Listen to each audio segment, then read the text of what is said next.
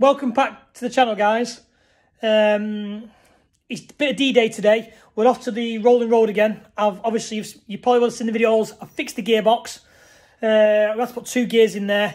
Everything seems to be working fine. I've had it on the axle stands, running up to temperature. I will probably do a video in the future talking about dyno prep, because I know a lot of people don't do it and there's a lot of questions about it. But I've done all the preparations I need to do. Everything seems to be fine with the car. So yeah, let's get the car out, let's get it loaded on the trailer, and let's head off to EFI Parts and let's see how we get on. And fingers crossed, it won't break this time, and we'll make the magical 600 that we want. So we're all loaded now on the trailer, about to get it strapped down, get on our way to EFI Parts. Pretty excited, hoping the day will go good. Keep watching, guys. Starting route to EFI Parts. So we've been driving about an hour. We just arrived at EFI Parts. Yeah, just about to get out, have a look round, start unloading the car. So let me flip this camera around and see what's going on.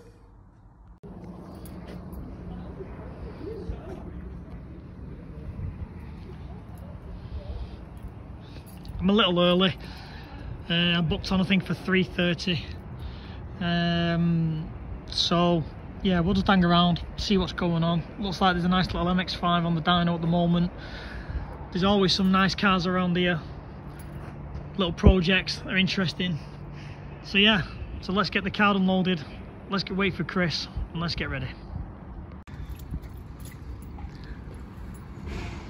Just forgot to mention, guys, I didn't really do a video on it, and I've not really covered it on a lot on my page.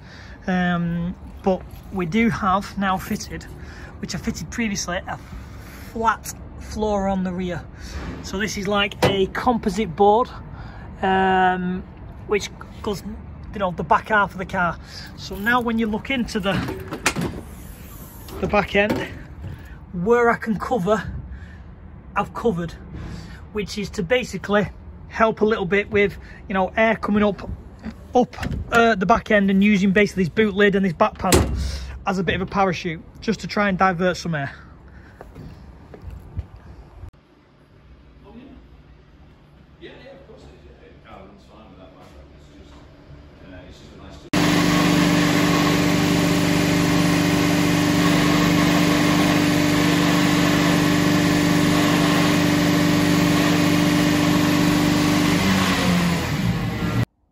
So a bit of abrupt change of video there, from the dyno to back in my workshop.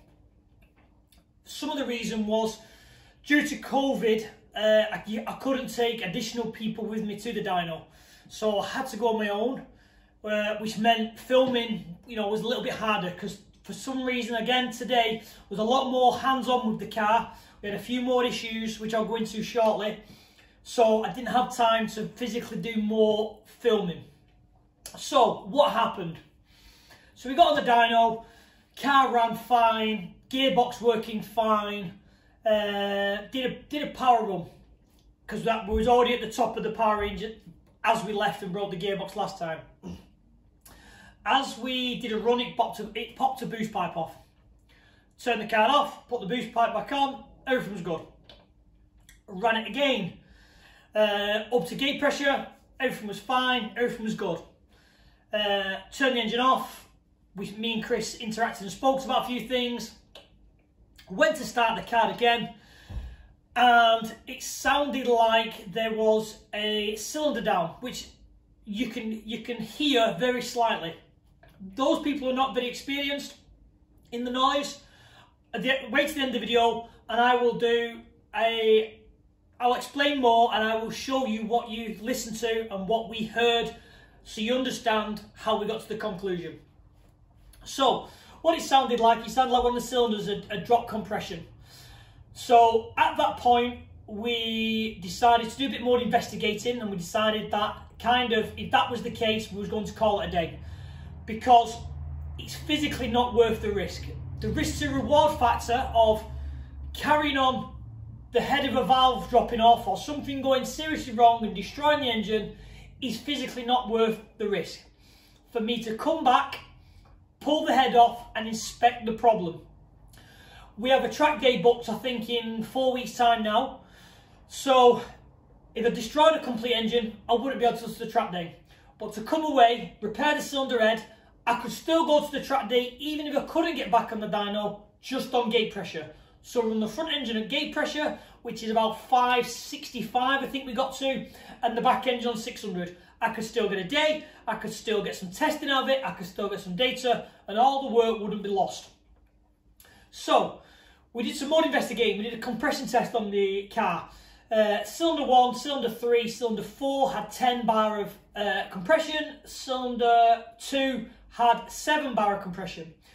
Now, the car will run fine. The car drives fine. It runs fine. You can physically, it drove off the trailer. To anyone who doesn't know, you know, the ins and outs, you would think there is no problems. But with having the experience with these cars and performance cars, again, it is not worth, you know, pushing or just carrying on running it. So what I'll do now is, guys, I will put the phone on the engine and I will explain what you're listening to. So then you guys can understand what we heard, and you can go, I actually hear what's been, you know, what's gone on there, and I understand. So let me do that and I'll go into what I think the problem is. So this is me cranking the front engine, which has the compression problem on one of the cylinders.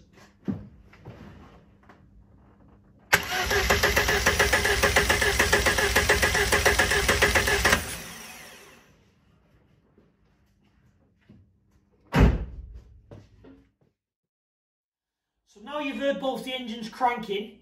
Some of you guys might not hear the slight tone difference with the two. But with experience with these, and you know, with this type of thing, you do have to have a slight ear, and you can tell. Obviously, we found it, we've done a compression test, and we found cylinder 2 slightly down. Now, I have, in my opinion, I think we've come across this fault before. Now, obviously, I don't know until we take the cylinder head off and have a look inside and see what the problem is.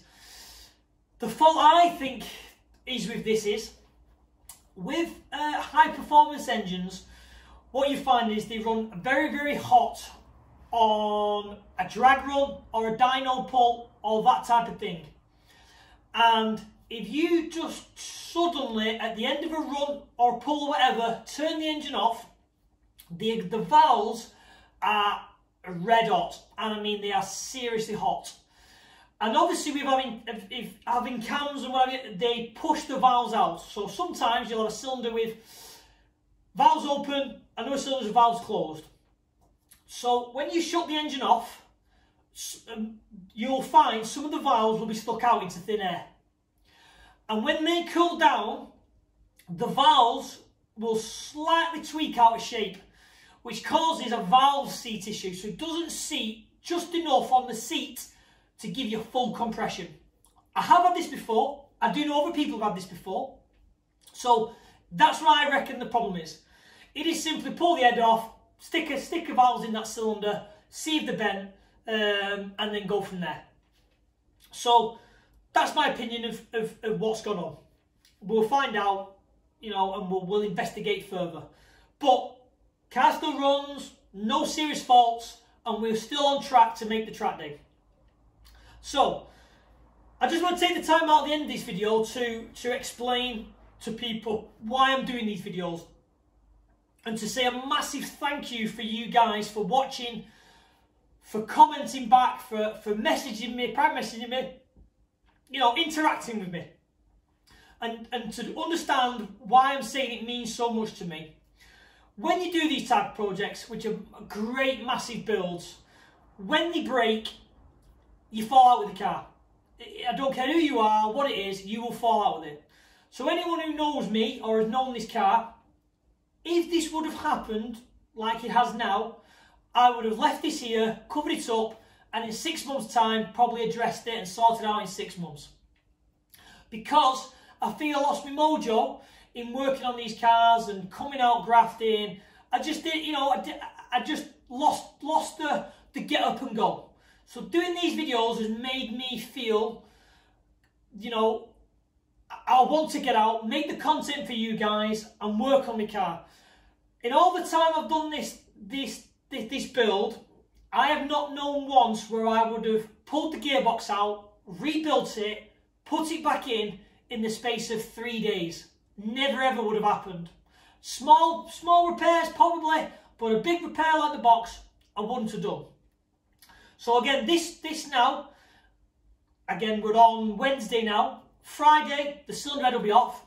It'll be repaired at the cylinder head shop on the Saturday, and it'll be back on the car on the Sunday. So these videos are pushing me to get projects in, get projects done, to create the content for you guys to move forward. So massive thank you for watching these and you know, talking back to me, sending me private messages and liking the videos. Please subscribe, even if you don't, you know, even if you're not going to watch any more videos. I know it sounds stupid, but it gives me personally a little bit of a boost to carry on. And everyone sometimes needs a bit of a boost. So, unfortunately, there's no real big updates, guys. We're broken again. It is what it is. Let's get it repaired. Let's move forward. Like and subscribe, and I'll see you when we're repairing the cylinder head, guys. Cheers.